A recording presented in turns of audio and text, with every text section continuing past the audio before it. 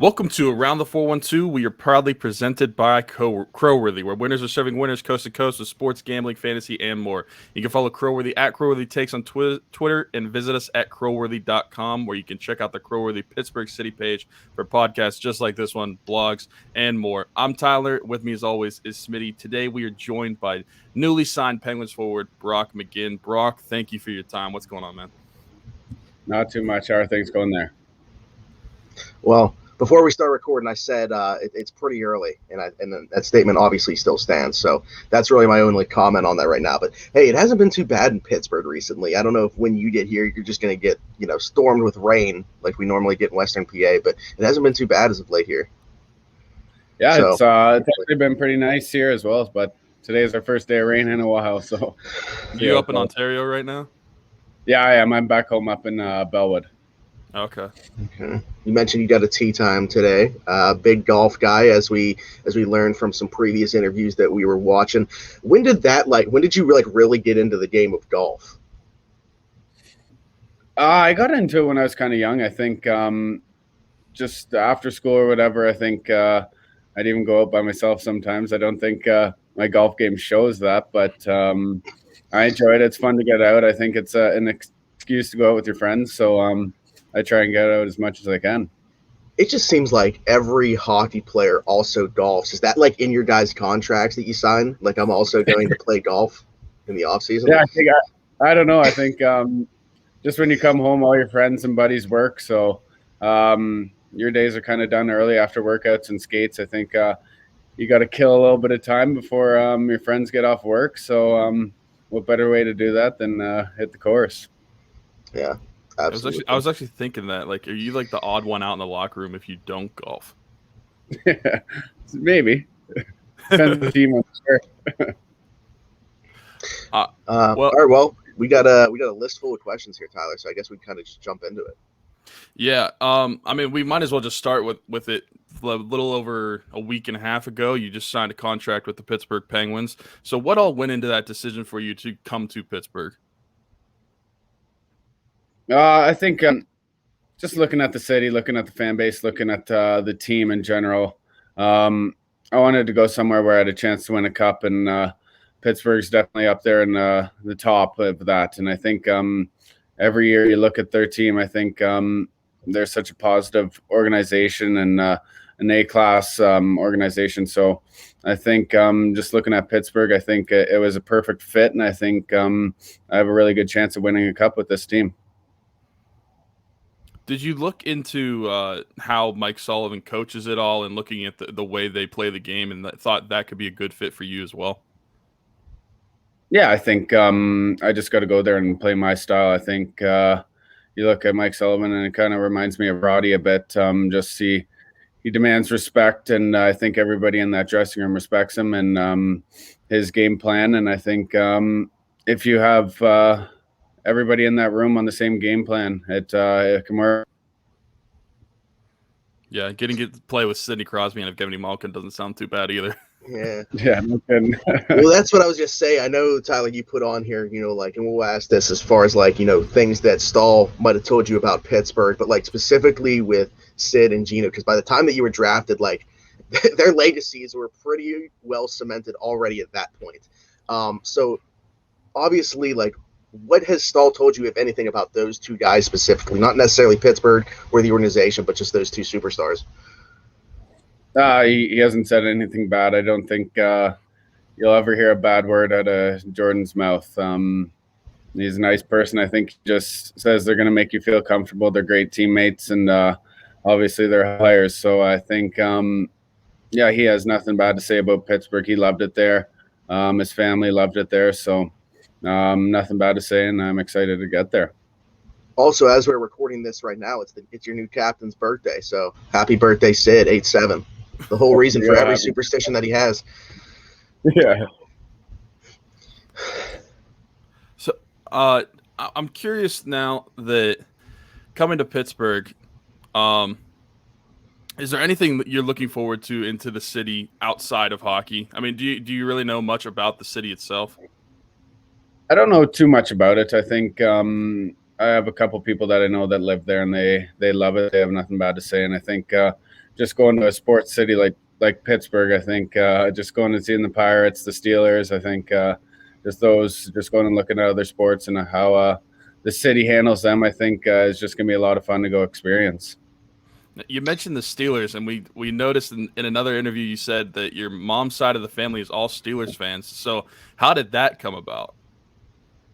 I don't exactly know how they became Steelers fans, but for as long as I've known, their house is covered in Steelers stuff, and every Christmas present, every birthday present is packed with Steelers socks, everything. Their house is full of Steelers memorabilia, so I know they're excited. They've already got tickets down to come see the home opener and then the Steelers next day. So I'm sure I'll be seeing them lots this year. Yeah, I was looking. So that mean they were here for the Sunday night game against Seattle, which is dope. So you're not going to that game with them? It's just them going? No, not as of now. No. Okay. I don't know. You should look into changing that, dude. Listen, I got Steelers season tickets, so I will be there. So, oh yeah. I mean, I'm just saying, if you change your mind and end up being at that game, let me know. Just put it out there. But no, even so, you mentioned PNC Park too. Like, so are you into baseball? Yeah, I enjoy watching it. I think you can't have a bad time at a ballpark. I think it's a nice, relaxing sport that you just go and enjoy. You can talk and watch baseball and just be outside. I think going down to Blue Jays games a couple times, so I'm just excited. I've heard nothing but good things about the ballpark there in Pittsburgh, so I'm excited to go check it out. In our most, on our most unbiased opinion, it is the best ballpark you can go to. Yeah, that's what I hopefully during your contract here now with the Penguins, we also see the Pirates become a more competitive team because obviously they're not that right now, but there's a lot of talent in the minor leagues that they're hoping within the next 2 seasons makes them a much more competitive team. So hopefully in your tenure here, they also have that a good roster to go with the best ballpark in the majors. That'd be nice. Yeah. You know, we talked about your mom's side of the family a little bit, but I want to stick with talk about your family. You grew up with 2 brothers that also play in the National Hockey League, Jamie and Ty. And I'm curious, growing up with those guys, you're in a hockey family. They're both your older brothers as well.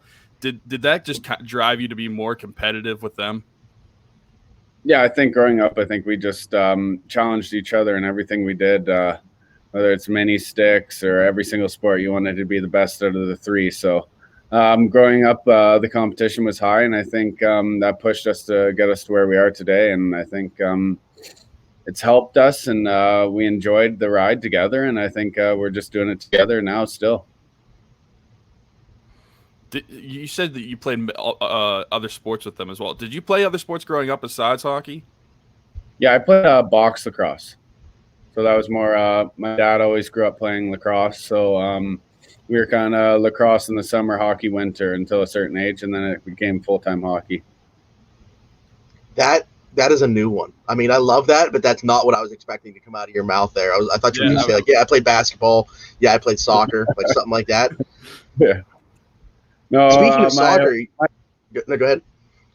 Yeah, my hometown's big into lacrosse, so okay. I think everybody growing up had a lacrosse stick. So, are you a soccer guy at all? Because I know that there's a lot of soccer that goes on just in the hallways and stuff before hockey games. Yeah, I like 2-touch before games. Yeah, I'm a big fan of that. Okay. But how, like, soccer outside of that, are you a fan? Because I was Tyler was hoping that this conversation would somehow lead into soccer, so he could ask you about the big topic with Messi right now. So if we can somehow segue this conversation into that, that'd be great for him. I don't know too much about okay, like that much soccer. All I know is I watched. I was listening on the radio yesterday. The Canadian women's team went and goal. Yeah, I was cheering in the car there, so that was good. That's exciting. Yeah, good for them. What do we got next, Tyler? I'm looking at this, and I'm trying to see where I want to take this. You know, I was actually thinking with the Penguins and the NHL moving forward, kind of the game is getting more analytical. So I was curious, as a player, does that play into your training at all, or how you play the game? Do players really even look into that stuff, or is that more management and a lot of like hockey nerds like us? Yeah, I think Yeah, I don't think players really look into it too much. I think it's just going out there and playing. I think personally for myself, if I get too invested in that side of it, I think it's going to change my game. So I think I try and stay away from all that and just go out there and play my style and just bring to the team what I can and try and help them win games. Yeah, it's curious, like the different sports, how much they like the players play into like the analytics. Because I know, like baseball, for example, it's very analytical, and a lot of the players like dive deep into that. I was just curious if hockey players have done the same or not. Um, but I wanted to talk about something that you actually went through in Carolina, and you did it twice. The expansion drafts recently happened, and from a player perspective, what's it like? You went through the 2017 one with Vegas, and then we just recently had the one with Seattle. From a player perspective, how does that feel, like either not knowing whether you're going to be protected or not, and then like who's going to be selected? Because we know what it's like as fans to know that uncertainty, but as a player, I'm sure it's like 10 times the amount of uncertainty. Yeah, I think whether you're protected or not, I think it's nerve-wracking. You don't want to see one of your players go, but for a lot of people, I think it's a great opportunity to be selected and go to those new franchises. And I think the new franchises coming in are just unbelievable. Like when you go to Vegas, it's an incredible building, incredible fan base. So I expect nothing but the same from Seattle. Yeah, Vegas is definitely like, I think that they set the expectation and the bar so high now for Seattle. But you look at Seattle and it's like, man, Ron Francis there. Like that was the perfect hire, I think, for them. They got a solid foundation there. So I'm definitely excited to see what they can do as the NHL's 32nd franchise. But for you, being protected and then unprotected, like how early in the process of them doing that do you find out if you were a protected player or not? Personally, I forget how early in the process the first time, but yeah, I was protected the first time around, and then being unrestricted, I don't think they really needed to protect me this time. So I don't think I went through the nerves on both of them of being picked, but I'm sure there's definitely a couple nervous guys around the pick time. Yeah, for sure. Now, we had your new teammate Brian Rust on last year, and we talked to him about whenever he came into the league and came into the Penguins locker room for the first time as a rookie, kind of being a little starstruck moment, or walking in the locker room, seeing Sidney Crosby, playing with him and Evgeny Malkin, and just seeing what these guys can do on the ice. So I'm curious, as a rookie, did you ever have a moment where you're like, okay, I'm in the show, like kind of like a starstruck moment where, or not even starstruck, just you find yourself watching either one of your teammates or a different player on the ice where like, okay, this is like real, and I can't believe they just did that and all that sort of stuff. Yeah, it's I think growing up, it's your dream to make it to the NHL. Any kid playing hockey, that's the case. So I think anytime you walk into an NHL dressing room with all the guys, you're a little starstruck, whoever it is. I think there's a little feeling of that you've made it, but then you got to work to stay there. So it's definitely a cool feeling seeing some guys that you grew up watching and idolizing, and then some games you're playing against them. So it's a cool feeling, but it's something you got to get past, and you just go out there and show why you're supposed to be there. Yeah, I know that you mentioned a lot about Kovalev. Growing up, you were a Canadiens fan and, kind of idolizing his game, if you will, nobody to take the puck off of him. This question wasn't something, and he might be one of your answers for this, wasn't something that we had on here, but it kind of just came in my mind as we've been talking about this. If you could put together your line, right? So you're on one wing, you pick a center and another wing of all time to play with. What two players are you picking? I think just growing up watching Sidney Crosby, that's got to be one. And then how can you not put Wayne Gretzky out there? I think you're gonna get a lot of points and goals with those two. So I think you just got to put yourself in the right spots, and they'll find you, and you just got to do the rest. I think you quickly are going to become a fan favorite with that answer once the people hear you say Sidney Crosby. Yeah. All right, Tyler, go ahead. Were you a big Sid fan growing up? I mean, I feel like every Canadian kid loved Sidney Crosby whenever he came into the league.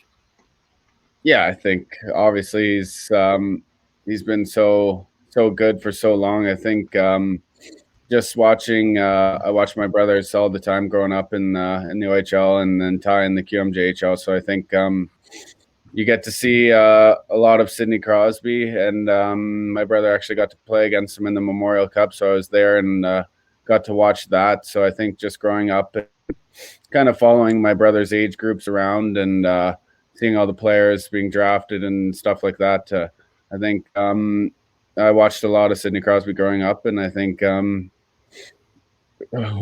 wouldn't want to? So he's done a lot. He's done a lot for Canadian hockey as well, and just watching him score that golden goal in Vancouver, it was an awesome feeling for all of Canada, I think. Yeah, that was a very kind of bittersweet feeling for me watching the golden goal because it was against the United States. It was against the United States, and the Penguins captain scored the goal, but United States just lost. Yeah, it was kind of like a conflicting feeling. Yeah. So another great talent in this league that you actually played against before the NHL, I believe in the OHL, was Conor McDavid. So what was it like being on the ice and seeing him at a young age, seeing the stuff that he could do? He makes you speechless. I think he came into the league at 15. He got the early exemption, so he's by far the youngest player in the league, and I think he had the most skill, most speed, and you had to keep your eye out for him when he was 15 years old. So he's obviously a special player and one of the top in the league, and I think anytime he has the puck, you better be watching out. It doesn't even make sense. The speed is really what gets me, because it's okay, you want to have all this skill, great, but then you add the speed to it where no one at all can keep up with him. I mean, come on. I know, it's a little perfect cheat hockey code. Player. Yeah. Yeah, I saw it was a video a couple years ago where they clocked him in a game going 40 kilometers an hour and then stopping on a dime in front of the net. It's just stupid. So ridiculous. Hey, this wasn't necessarily related, but we've already kind of touched on your brothers also playing in your family a little bit. Being that you did come from a hockey family, even though you came into the league, at a relatively young age, do you think because you came from a hockey family, it made that transition easier for you? They were able to offer you words of advice and stuff and how to get acclimated? Yeah, it definitely helped me out. I think just having them do it before me, I think they gave me a lot of advice going into the dressing room or just what I had to do to make it and stay there. So I think they really drove me to be a better player and a better person. And I think work ethic is something that our family has always thrived on. And I think it's not only just making it to the NHL, it's working every day to prove that you deserve to be there. So I think whether it's practice day, game day, every day you go into the arena, you're proving to your organization that you deserve to be there. All right. So we've heard from a couple interviews already. You're not a huge superstitious guy, but you do say you take your nap at the same time every day, same meals. So what is a pregame meal for you? I usually will start with a bowl of soup or a little salad, and then I'll go some veggies with chicken parma pasta, and depends how I'm feeling. Maybe I'll have a little scoop ice cream, or depends the day. But that's about it for lunchtime, at least. What's your ice cream flavor of choice? Cookie dough. Okay, good pick. If you would have said mint chocolate chip, I'm not sure how this would have gone over. I know. But yeah, we used to have that growing up a bit. It wasn't the best. I don't think it was the best seller in the household, that's for sure. Nope. I guess since you brought up the mint chocolate ice cream, I got to ask, do you like pineapple on pizza? Oh, man. I do. All right, guys. Brock, thanks for your time. Guy. Smitty's going to hate that answer, but I don't mind it. I like Hawaiian pizza. It's more of I feel like it's more of a joke. It's a meme at this point for the internet to make fun of. I personally am not really a fan of it. I would eat it. But yeah, I think everybody just really likes to hype it up just because it's such a trending topic. Oh yeah. I don't know if you've ever heard, since we're talking about food, the diet that Wayne Gretzky had whenever he was playing in the NHL. he said his pregame meal was 4 hot dogs and a Coke. And I feel like that is so drastically different. Maybe I have to switch. I know. I feel like that's so drastically different than the way the guys like prepare their food now. And so like they wanted to keep up on their diet and be in the best shape possible. But then you have the greatest player of all time, and he just has 4 hot dogs and a Coke. I mean, that's the drastic change is so different. Yeah. Different things for different people, man. Whatever works. Yeah. Works, yeah. So in junior, I saw you wore, I believe, 21 on your jersey, and then now you've been wearing 23 in the NHL. Is there any reason behind your number, or do you just like the number itself? No, I actually was 21 in Carolina to start, and then Lee Stepniak came to Carolina, so I gave him 21 and just switched to 23, and ever since then I've just kept it. So okay, I didn't know if you were like a big Michael Jordan fan or something. No, there's no reason for it, but I'll take it. That's my favorite number. So I love the decision there. I can't wait to get a jersey. I wore 3 growing up all the so I always 3. thought yeah. Oh yeah, I was one of those grinder forwards wearing number 3. I was about to say, did you play some defense when you were growing up, or no? You were just wearing 3 as a forward? Never. I was all the deep and low numbers, and then just there's one little 3 out there on the forward. Interesting. Okay. If you had a personalized goal song, what would that be? I'm just curious because I know. I mean, we've got what is our goal song now? Did they move back to Party Hard? Yeah. So I believe so. Yeah. Yeah. So the fan base was not having it. The Penguins switched to Jump Around for a season, and then it quickly went back to their old goal song. Yep. Yeah, I don't know what mine would be. I'd have to sit down and go through some songs to think about that. Yeah, I know you said you're not like the DJ. You kind of just go with whatever everybody else is playing, but I know you're a big Chris Stapleton guy based off what you said. So I don't know that would necessarily. Yeah, I don't know what Chris Stapleton's like to songs into that, but yeah. You know, hey, he's gonna be. He has a concert in Pittsburgh actually next month. Oh, the end of next month. Yeah. Oh, I'll have to check just throwing it out there again. Just getting the information. The dates line up. Now, I'm sure you had to talk about this a lot over the years, but I just wanted to touch on it again because it was such a crazy story. But when you guys were playing in Toronto and that David Eric's game happened, just as a player's perspective, what's going through your minds whenever you got both your goalies going down and then you have to have an emergency goalie? Because I don't think I've ever seen that in my lifetime, at least not that I know of. And I just feel like that's such a rare occasion, but to be a player on the ice and have to step up for this emergency goalie. What was that like for you guys to go through? Don't let a shot get to the net. That was it. Basically one of them, but no, it was awesome. It's not good that 2 goalies got hurt and couldn't play in the game, but for have David come in there and just our bench was loose and just having fun out there, and just I think we all just said, guys, like we got to buckle down here and grind this one out and help David out as much as we could. So I think just being in Toronto in that arena and for that to happen, I think it was just very special for our team and obviously David. And I think our team responded well and just went out there and buckled down and I guess played Carolina hockey and got Toronto down and kept the win.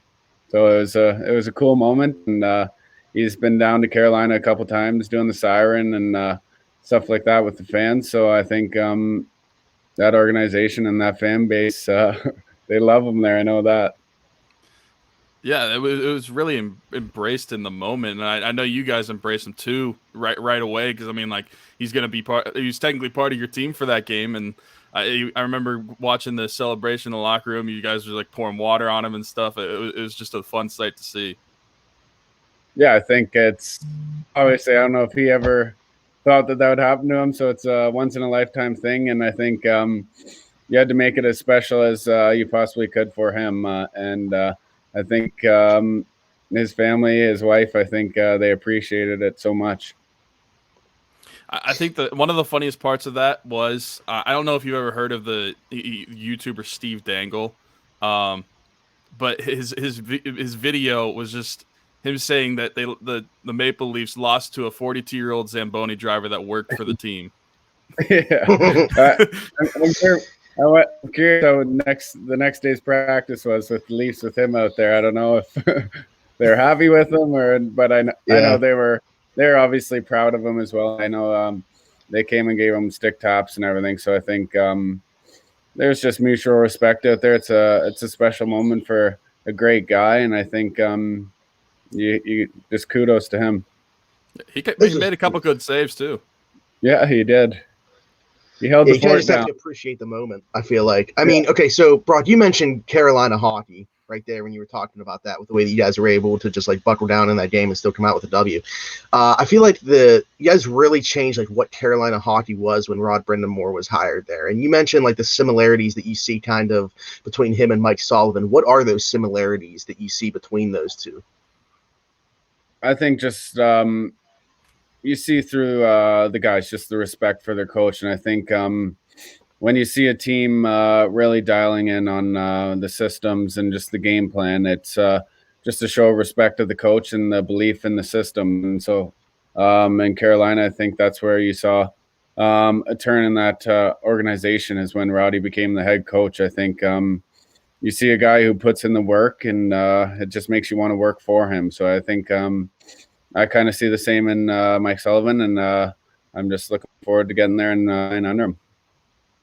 I think there's no truer testament to that than you look at all the injuries that the Pens had to go through last year. And I'm not sure, if playing while this is also going on, you're able to pay attention to stuff like that. But the Pens were just riddled with injuries last year, and they still end up winning the division. I mean, and that's just no truer testament to just Mike Sullivan getting everybody to buy in. So, yeah, I think that you're going to really enjoy playing for this guy. He plays a great system, and I think that your game kind of fits perfectly in it. But, yeah, that's awesome because I kind of see a lot of similarities there too, and I was just curious as to what comparisons you drew immediately making the decision to sign here. Yeah, it is what it is. I think just the organization in general is just so A-class that if the opportunity's there and you got to take it. I also wanted to go back. I know this is something that you talk about all the time, but one of these things doesn't get brought up. So going back to that 2019 series versus Washington and once you scored the game-winning goal, like everybody talks about that double overtime goal. No one really talks about the save that you made, pushing the puck out of the crease. There was just a couple minutes left in regulation or something like that when you did that. And I mean, it's just like that, such a split-second decision to have the wherewithal to do that, or a Capital might push that into an open net, or it might have just slid right in. What's going through your mind at the time? Is there anything at all, or because like I said, it's just a split-second decision? Yeah, that's it right there. I think it's just a split-second decision. I think you see the puck getting close to your goal line, you're going to do anything you can to make it not go in. So I think I just reacted and was fortunate to stop it from going in. But am I right in saying that, though? Because I feel like anytime anybody brings that game up, it's always about the goal, and people don't even talk about you also being the player that saved the game on the other end of the ice. Yeah, I think obviously the goal is going to overshine that for sure. I think I just gave us another chance to say go out and win, and but to go out and actually get that win, I think that's it was huge. It was huge for the organization in Carolina, and just to prove to them that they are a good team and they can get past that next step. Because in the first couple of years that I was there, was that expectation was not there, and then as soon as Roddy came and he put that belief in your organization that you were good and we could do it, is just, I think winning that series just proved to that organization and the players that they deserve to be there. You could see the upward trajectory with the franchise there for a little bit, but it felt like that moment, you mentioned the Brind'Amour hiring, obviously, but like that moment eliminating the Capitals was like the statement, like, we are here. And you've seen them be able to now build on that success for a couple more seasons where like Carolina's legit, like they're in contention now to be a very good team. So yeah, that's awesome. We had a player on, or former Penguin on, Darius Kasparaitis last year, and he scored one of the most famous overtime winners for the Penguins. So I'm just curious, and you've probably been asked this all the time, but what is like the emotion like when you score a goal like that? I don't even think you know what to think. As soon as it goes in, it's kind of just, oh my God, where is everybody? Someone come hug me before I do anything stupid here. But yeah, I think you black out and you're just so happy, and you just see everybody else jumping, and it's I don't even know how to describe it. Yeah. What was I was gonna say, what was the status of your phone after you got back to it? Because I'm sure you had a bunch of texts and notifications and stuff. Oh yeah, it's just parents calling you, brothers calling you, all your friends, family. I know everybody back home here was watching the games out at restaurants and just at home. So definitely a lot of texts. It's a good feeling, and I don't know, a lot of fun. That's like being a part of the team is one thing, but like to actually be the guy to do it is just completely different. Like you said, like it's not even something that like anybody else can relate to unless they've done that, like had that exact same moment. Yeah, I honestly don't know how to describe it. It's just, exactly. What now? What do we do now? Yeah. it kind of makes it takes you back to like being a little kid. I mean, those are the moments you dream about. Yeah, exactly. Just playing out in the backyard rink with my brothers. If you ever scored that winning goal, you're jumping into the snowbank celebrating. So, well, I know even though you weren't a Penguin, yet, you did make everybody happy in Pittsburgh. Because as I'm sure you know, we do not like the Capitals. I never felt like a bigger Hurricanes fan in my life than I did watching that game. I actually, I have like a goal light, okay, that I set up. Like we get real into the games here, but it also plays the goal horn for each team, and I set it on the setting to play the Hurricanes goal horn when you guys scored in that game. I've never changed that thing from any other team besides the Pens, other than for that game. There you go. Massive Hurricanes fan for one day. Yeah. Yeah. I'm sure once you're in the games, every single game kind of feels the same while you're playing it. But like before a game like that, like a game 7, do you get a little bit more of the nerves because it's either win or you're going home?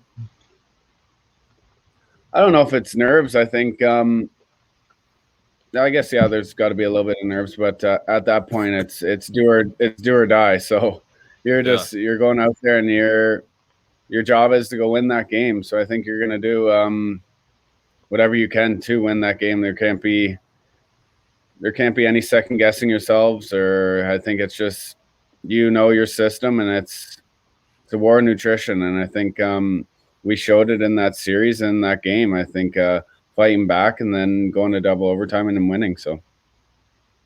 We already mentioned Brian Rust on here. I know that you said on a different show, the lady in your life and the lady in his life are actually pretty good friends. Have you talked to Brian at all regarding, your transition out to Pittsburgh? No, I haven't actually, but they actually haven't even met. They're some of the girls on other teams, they do this recipe thing where they will exchange recipes. So I think they met through that, and then Rust's wife is actually friends with my brother's wife, so that's how they kind of got hooked up. So they've been messaging for, I don't know, a couple of years now, just over Instagram or text or whatever. Then it all started from just a recipe. So now you're going to end up meeting Brian before they meet, and then they'll meet at a game. Yeah, exactly. Yeah. So we got a place where they live, so hopefully that all works out. It's I know they're excited, so it'll be good. Yeah, Brian's been on the show for before. Great guy. We'll message him and put in a good word for you. Let him know to welcome you to the town. Yeah. So I feel like the easy cop-out answer for this question, I'm going to ask you what your favorite hockey moment was. The good double overtime game 7 goal, obviously the easy cop-out answer. So I'm going to ask you to not say that one. If you had to pick anything else, what would it be? Either my first NHL goal, that's got to be one, and then I think just in junior winning the championship in the OHL, I think playing there for 4 years, and on my last year winning it was pretty special. We had a good group of guys there, and getting to do it in a city so close to my hometown where I played in Guelph was only 25-30 minutes from home. So I had a lot of friends and family there as well. So just to bring a championship back to a city so close to home is a great feeling. I feel like people don't realize, like, even though it's juniors, how big of a fan base these teams have. I mean, whether it's the OHL, QMJHL, all this sort of stuff. I mean, it's kind of like their own like mini NHL. Like they have just really ravenous fans for these teams. Oh yeah, and they travel around the league and go to away games. So you definitely hear your fans all over. Yeah. So if you were to describe yourself to Penguins fans, just to kind of let them know what kind of player they're getting, what would you say to them? A hard worker, gritty, not afraid to go into the dirty area as a 2-foot player or a 200-foot player, and hopefully bring a lot more offense and just go out there and work and bring energy. Is that something that you focused on in your like training? Is the offensive side of your game? Because we know that you're very, very skilled defensively. Yeah, I think, and it's also just having the confidence. And I think over the last couple of years, I've got more confidence in my offense, and it's continuing to grow. So I think it's just the belief in myself that I have to continue to go out there and just show my stuff. Awesome. Cool. Well, Smitty, I don't know if you have anything else for Brock. I do not. I just want to, before Brock gets going, I want to let him know that I did tweet out you saying that you like pineapple on pizza, just to get a little bit of fan reaction while we're recording this to see what the fans are saying. Yeah. It's getting mixed reviews so far, as expected. Right. Someone just said, yeah, not sure this is going to work out. Someone said, make sure he's okay with fries on his sandwich. I don't think. Okay, so you guys go ahead. I don't think I've ever tried that in my life. So that's a very Pittsburgh thing. I know yeah. on I think it was on Doug's show, so For Checking TV, you said you're not a big coleslaw guy, so you're not sure that you can do that. But the Permane sandwich is coleslaw and fries. I'm not a coleslaw guy either, so I did without the coleslaw. But I mean, don't get me wrong, the fries got to be on. Like you'll see very quickly in Pittsburgh, people put fries on literally everything. Well, salads. I guess that's not even that's apparently not even that common of a thing. But only being in Pittsburgh for pretty much like my entire life, that's all that I've known is people putting fries on top of salad. So it makes it a lot less healthy. But you're onto something there. I don't know why you're eating salad. Exactly. Yeah. Someone said this is the correct opinion, so they're on your side as well. And then someone said the entire Penn summer just became a success. So. There you go. I mean, a little bit of mixed reviews, but it seems like overall, the majority is with you on it so far. But we'll see how the day progresses. Yeah. Yeah. Also, I feel like I would be remiss if I did not bring up, since we're talking about food, I feel like a restaurant you need to try in Pittsburgh is Pepe's. It's a different type of sandwich from the Permane sandwich. The Permane sandwich is a famous one. Pepe's is completely different. It's like a hot sub style sandwich. But it's Smitty and I is one of our favorite spots. So I would say if you could check that out, it's a really good place. You might get your picture on the wall because you have all the athletes' pictures on the walls that have been in there. So yeah, nice. I'll have to check it out. Pepe's. There's a few locations, so you can go to any one of them and it'd be the same thing. We're I wouldn't say regulars, obviously, because we don't go there all the time, but we only have been to the one location, or at least I have. Have you been to any of the other ones, Tyler? Yeah, I've been to the one. Oh, okay. I've been to 3 of them. See, fanboy over here. Yeah. How are we not sponsored by? It's telling me to go there. Pepe's. Yeah. Unbelievable. All right. Well, anyway, Brock, we can't thank you enough for taking the time out of your morning to join us here. We wish you all the best in Pittsburgh and can't wait to see you get going with the boys. Awesome. I appreciate it. Thanks for having me on here. Yeah. Hey, good luck on the links today, by the way. I hope I hit them straight. Keep them straight. All right, brother. We can't thank you enough. Yeah. We'll talk to you next time. Yeah. Have a good one. Yep. Bye-bye. What is this? That's what we're talking about. Hopefully, we get to see many more overtime goals against the Capitals. Actually, I'll take regulation goals Regulation. Yeah, he could be the guy that scores the 7th goal of the game. Doesn't matter. No, but anyway, that was Pence forward Brock McGinn, newly signed, taking the time out of his day already to do. I mean, you heard us alluding to the other shows. Go listen to those two. For Checking TV with Doug and Scotty and TK.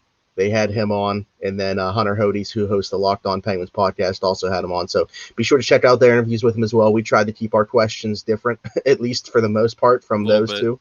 Yeah, just to give you guys some variety. But yeah, please go check those out. But just the fact that Brock has already done 3 podcasts since joining the Penguins, like you said, like a week and a half ago, unbelievable guy. I think you can see, especially like the fact that his dad runs that stuff for him too, like how close knit he is with his family and the type of character they are. So I'm very excited to see him get going in Pittsburgh. I feel like I'm definitely going to have a jersey. I mean, I try to support everybody that comes on the show in some way, doing some piece of merchandise. I'm definitely going to have a jersey, but we'll see about a jersey. Yeah, I think he'll quickly become a fan favorite in Pittsburgh. I think the style of play will translate well. I mean, how many people have tweeted at us about that? Like, it's unbelievable. I don't know if like Carolina fans just like search the name Brock McGinn when he signed in Pittsburgh, but like people that don't follow us were just like responding to us saying how much we were going to love him. Yeah, I think you can definitely see that fire on the ice when he plays, and the excitement he brings to the game. So yeah, excited to have him as a Penguin. It should be a good season with him so far. So let's I know we didn't want to bring this up with him on here because it's, not really something worth him giving his opinion on, I don't think. But like, who do you think that he ends up playing with? Like, who do we see him start out with in the lineup? Where do you see him sliding in? So I have, me personally, I have the same line whenever Gino's healthy or when Gino's not healthy as the third or fourth line with him on it. And it basically is taking place of Tanev on that fourth line. And I have him with McGinn, Bluger, and Czar. Mm-hmm. And I would have, as the third line to start the season. And then when Gino's back, they just bump down to the fourth line. I think for me, the question is, what player are we getting in Danton Heinen? Like, or is he going to find that offense that he had in Boston? Because if not, I think that Brock's the type of guy that could slide up in the lineup as well, if need be. So if Heinen's not really providing much of a spark offensively, I could see Brock sliding up. As could I. I personally had Heinen like slotting into Carter's left wing if everybody's fully healthy. Mm-hmm. And whenever he's not healthy, I had my fourth line projection was Heinen, Rodriguez, and Zahorna. Okay. I like it, but we'll see. All right, I was just curious on that. But anyway, that's it. That's the show today. We already did a show for the week. This was a special episode, just doing the interview with Brock McGinn. I was about to say about being live, but we weren't even doing this live. So if you're watching this on YouTube, please be sure to subscribe, leave us a comment, leave us a like, do all that good stuff. If you are listening back to this on your favorite podcast platform, whether that's Spotify, Apple Podcasts, iHeartRadio, directly on Spreaker, whatever it might be, please head to the YouTube to subscribe, leave a comment, like all that good stuff. If you want to hit the notification bell, that'd be great too. You'll know when we go live for the show. You'll know when we upload a new video of clips from the show. And I think that's about it. Yeah. Happy birthday to Sidney Crosby as well. Happy 34 birthday today. To Crosby. Pretty crazy. But yeah, time flies when you're having fun. Yeah, sorry to Sid. We ran out of time. We couldn't get you on today. Love that. I would have forgot to do that. So I love that. As always, we are sponsored by Viget. You can download the Viget app using the word Crowworthy, CROWWORTHY. Get at us when you do, and we will get you in our group to get you ranked on our leaderboard. Again, that's Viget. You can find that in whatever app store that you use. And also, we are always sponsored by Keats Barbershop. Keats Barbershop is located at 180 Brighton Avenue in Rochester, PA. He's open 11 to 7 Tuesday through Friday, 10 to 4 on Saturday. And every Tuesday, he does $5 off for military personnel, first responders, and nurses. Again, that's Keats Barbershop at 180 Brighton Avenue in Rochester, PA. Thanks, everybody, for listening to this episode of Around the 412. This has been a presentation of Crowworthy, where winners are serving winners coast to coast with sports, gambling, fantasy, and more. Don't forget to follow us on Twitter at Around the 412. Follow them at Crowworthy Takes, and visit the Pittsburgh City page at crowworthy.com for podcasts just like this one, blogs, and much more. We will see you guys next week. And until then,